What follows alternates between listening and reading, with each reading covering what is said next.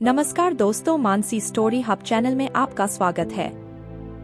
दोस्तों, आज हम आपको एक ऐसे चमत्कारी विद्या के बारे में बताएंगे जिसके संकेत कभी भी गलत नहीं होते, क्योंकि यह हमारे शरीर से लेकर मन की सारी क्रिया तथा जीवन की अप्रत्याशित घटनाओं तक को प्रभावित करने की क्षमता रखता है। और वह है स्वर विज्ञान यानी सर्वोदय विज्ञान। मैंने अपनी एक वीडियो में आपको स्वर विज्ञान के गुण रहस्यों के बारे में विस्तार से बताया था, जिसे आप सभी ने बहुत प्यार दिया है। और इस वीडियो में हम आपको और भी रहस्यों के बारे में बताएंगे, तो इसलिए वीडियो को अंत तक अवश्य ही देखिएगा। दोस्तों, स्वर विज्ञान एक रहस्यमय विद्या है जिसकी खोज प्राचीन समय में ही ऋषि मुनियों ने की थी। ऐसा भी कहा जाता है कि एक बार माता पार्वती ने शिव जी से पूछा था कि हे नाथ, आप संसार में हर एक मनुष्य के पास कैसे रहते हैं। तब इसका जवाब देते हुए भगवान शिव कहते हैं कि मैं हर व्यक्ति के पास उसके श्वास में रहता हूँ। स्वर विज्ञान पूर्णतः वैज्ञानिक रहस्यों के साथ रोमांच से भरा हुआ है। कभी इस विद्या का प्राचीन भारत में हर व्यक्ति प्रयोग करता था, लेकिन आज यह विद्या विलुप्त हो गई है। वास्तव में यह इतना प्रभावशाली है कि इसका उपयोग दैनिक जीवन में किया जाए तो मनुष्य के जीवन की अधिकांश समस्याएं स्वतः ही नष्ट हो जाएंगी। स्वर विज्ञान के शास्त्र को सर्वोदय विज्ञान भी कहते हैं। भगवान शिव ने माता पार्वती को सर्वोदय विज्ञान का ज्ञान दिया था, जो अपने आप में विलक्षण एवं विचित्र है। इस विद्या से लौकिक और परलौकिक सभी कार्य सिद्ध किए जा सकते हैं। इसका आपके जीवन में आपके हर एक क्षण आध्यात्मिक से लेकर लौकिक कार्यों में भी बड़ा ही महत्व होता है। आयुर्वेद के अनुसार हमारे शरीर में 72,000 नाड़ियां हैं, जिनमें 24 नाड़ियां प्रमुख होती हैं, जिनमें से 10 कुछ ज्यादा ही प्रमुख नाड़ियां हैं, और इन 10 में से भी 3 अत्यंत ही महत्वपूर्ण नाड़ियां हैं, जो कि हमारे जीवन में प्राण संचारित करती हैं। और वे नाड़ियां हैं ईड़ा, पिंगला और सुषुम्ना नाड़ी। यहाँ पर नाड़ी से तात्पर्य धमनियां या नसों से नहीं है, जिनमें रक्त का प्रभाव होता है, बल्कि इससे हमारा तात्पर्य है कि वह मार्ग जिसमें प्राण संचारित होता है, जो हमारे जीवन में कई कार्यों के लिए जिम्मेदार भी होता है, जो बदलता भी है और इन्हें बदला भी जा सकता है। आयुर्वेद में कहा गया है कि यदि आप शारीरिक एवं मानसिक रूप से स्वस्थ रहना चाहते हैं तो तीनों नाड़ियों में से जो भी रुकावटें हैं उन्हें दूर कर ले तो आप जीवन पर्यंत स्वस्थ रहेंगे। मतलब कि यदि आप इन तीनों नाड़ियों में संतुलन बनाकर रखें, इन्हें पहचान ले, इनके बारे में थोड़ा सा जान ले, इनके प्रति सजग रहे, तो आप जीवन भर स्वास्थ्य को प्राप्त कर सकते हैं। दिन में कई बार यह नाड़ियां बदलती रहती हैं। ईड़ा नाड़ी मन से संबंधित कार्य के लिए है और पिंगला नाड़ी शरीर से संबंधित कार्य के लिए है। एक पुरुष है तो एक स्त्री है, एक नेगेटिव है तो एक पॉजिटिव है, इसलिए दोनों का संतुलन अत्यंत ही आवश्यक है। जैसे जैसे हमारी नाड़ियां संतुलित होती हैं, हमारा जीवन भी संतुलित होता जाता है।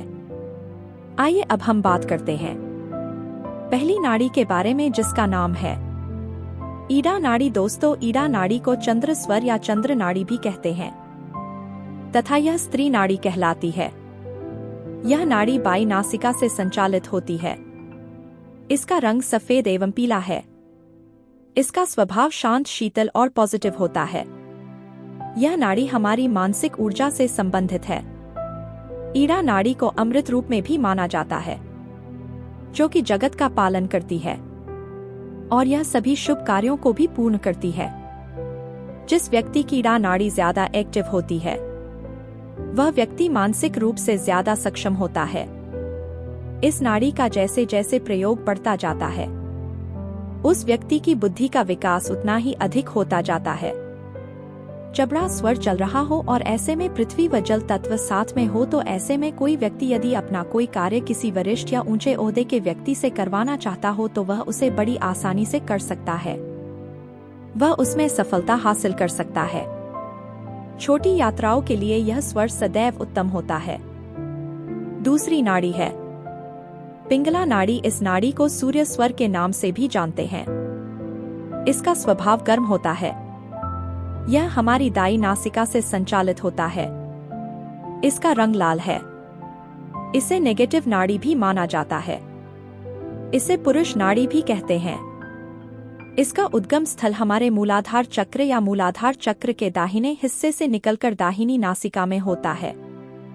जब हमारे दाहिने नासिका से स्वर चल रहा हो तो हम समझ सकते हैं कि प्राणवायु पिंगला स्वर से चल रही है। जिस व्यक्ति के शरीर में पिंगला नाड़ी का फ्लो ज्यादा होता है वह शारीरिक रूप से ज्यादा काम करने वाला होता है और उसके लिए शारीरिक कार्य भी उचित होता है। जब हम खुद में एनर्जेटिक महसूस करते हैं तब हमें यह मान लेना चाहिए कि पीड़ा नाड़ी का प्रयोग अधिक हो रहा है। जब किसी व्यक्ति का पीड़ा स्वर पृथ्वी या जल तत्व के साथ हो और ऐसा व्यक्ति अपने निचले व्यक्ति से कोई कार्य करवाना चाहता हो तो निश्चित रूप से उसे इस कार्य में सफलता प्राप्त होगी। वह उस कार्य को अवश्य ही कर ले जाएगा। जैसे कठिन विषय को पढ़ना, गुण रहस्य को, गुण विद्याओं को समझना, शास्त्रों का अध्ययन करना, अस्त्र शस्त्र का अभ्यास करना, तंत्र साधना करना, पहाड़ों पर जाना, वाहन का प्रयोग करना, सांसारिक उपभोग करना, भोजन करना, यात्रा करना, व्यायाम करना, अक्षरों को लिखना, ऐसे कार्यों को आप कर सकते हैं। विदेशी भाषाओं को भी आप पढ़ सकते हैं, इतिहास को पढ़ सकते हैं या फिर भरपूर नींद भी ले सकते हैं। यदि आपका यह स्वर चल रहा हो तो आप इनमें से कोई भी कार्य बड़ी आसानी से सफलतापूर्वक कर सकते हैं। अब हम बात करते हैं अगली नाड़ी के बारे में, जो है सुषुम्ना नाड़ी। दोस्तों, जब प्राण का प्रवाह दोनों नासिका से चल रहा हो तो उसे सुषुम्ना नाड़ी का चलना कहते हैं। इसको संतुलन नाड़ी भी कहते हैं। इसका प्रयोग ध्यान, योगाभ्यास, प्राणायाम, भक्ति आदि कार्यों में किया जाता है। याद रखिए, जब सुषुम्ना स्वर आपका चल रहा होगा तब आप थोड़ा सा उदास मन से अशांत पूर्ण महसूस करेंगे। इसीलिए जब यह स्वर चल रहा हो तब सांसारिक कार्यों का निषेध माना गया है। जब यह स्वर चलता है उस समय कोई भी सांसारिक कार्य सफल नहीं होता। आप उसमें निराशा और नेगेटिव से प्रभावित हो सकते हैं। आपको यह लग सकता है कि यह कार्य हमारे जीवन के लिए उपयोगी नहीं है। इसे करने से क्या हो सकता है, हमारे जीवन में क्या बदलाव आएगा, ऐसे नेगेटिव विचार आपके मन में आ सकते हैं। ऐसे में जब आपका सुषुम्ना नाड़ी चल रहा हो तब आपको भगवान का ध्यान करना चाहिए, भगवान का पूजा पाठ करना चाहिए। ईश्वर का समय सामान्य 4 मिनट का ही माना जाता है। वैसे यह समय हर व्यक्ति की प्रकृति पर निर्भर करता है। ऐसा देखा गया है कि जब संध्या का समय होता है तो सुषुम्ना नाड़ी के चलने की संभावना सबसे अधिक होती है। यह नाड़ी ना तो नेगेटिव है और ना ही पॉजिटिव है, ना ही स्त्री प्रधान है और ना ही पुरुष प्रधान है। जब सुषुम्ना से स्वर संचालित होता है तो हमारे चक्रों का जागरण होता है और वह कुंडली जागरण का कार्य करती है। दोस्तों, जब सुषुम्ना स्वर चल रहा हो तब आपको ऐसे काम बिल्कुल भी नहीं करने चाहिए, जैसे मकान, मंदिर आदि का निर्माण कार्य करना, और ना ही आपको परदेश जाना चाहिए। सुषुम्ना स्वर में जो कोई भी विदेश जाता है तो उसके जीवन में दुर्भाग्य, कष्ट और पीड़ा बने ही रहते हैं। अब हम बात करते हैं स्वर परिवर्तन की विधियों के बारे। अब आपके मन में यह सवाल जरूर आ रहा होगा कि अगर हम इन स्वरों का ध्यान देने लग जाएं तो हम ज्यादातर अपने कार्य कर ही नहीं पाएंगे, क्योंकि हो सकता है जब हमें कार्य करने की आवश्यकता हो तो उस समय हमारा वह स्वर चल ही ना रहा हो। तो ऐसे में ध्यान रखिए, आप इन स्वरों को परिवर्तित भी कर सकते हैं। आइए अब हम स्वर परिवर्तन की विधियों के बारे में जानते हैं। दोस्तों, आपको जो स्वर चलाना हो, किसी कार्य को करने के लिए आपको जिस स्वर को चलाने की आवश्यकता हो, यदि वह ना चल रहा हो तो आपको करना बस यह है कि जो स्वर चल रहा हो उसके विपरीत करवट बदलकर उसी हाथ का तकिया बनाकर लेट जाए। थोड़ी देर में ही स्वर बदल जाएगा। जैसे यदि सूर्य स्वर चल रहा है और आपको स्वर चंद्र चलाने की आवश्यकता है तो आपको दाहिने करवट ले जाना चाहिए। हाथ के अंगूठे से नासिका का एक क्षेत्र बंद कर देना है। जो स्वर चलाना हो उसे खुला रखना है। थोड़ी देर में अपने आप स्वर बदल जाएगा। स्वर परिवर्तन में मुख को हमेशा बंद रखना चाहिए। दोस्तों, अब हम बात करने जा रहे हैं कि स्वर स्वास्थ्य के अनुसार आपको अपने दिन की शुरुआत कैसे करनी चाहिए। सबसे पहले जब आप प्रातःकाल उठे तो अपने हाथों के हथेलियों के दर्शन करें। अपने हथेलियों को मुख पर फेरते हुए चेहरे पर घुमाएं और फिर सारे शरीर पर हाथों को घुमाएं और इसके बाद अपने दोनों हथेलियों को सामने रखते हुए एक साथ जोड़ते हुए इस मंत्र को बोले कराग्रे वस्ते लक्ष्मी का मध्य सरस्वती का मूले स्थितो ब्रह्मा प्रभाते कर दर्शन, अर्थात हाथ के अग्र भाग में लक्ष्मी, मध्य में सरस्वती और मूल में ब्रह्मा का निवास है। ऐसे पवित्र हाथों का प्रातःकाल दर्शन आपको अवश्य ही करना चाहिए। याद रखिए, कर्म का प्रतीक हमारे हाथ है। कुछ भी प्राप्त करने के लिए कर्म जरूरी है, इसलिए सुबह सुबह हाथों का दर्शन अवश्य करिए।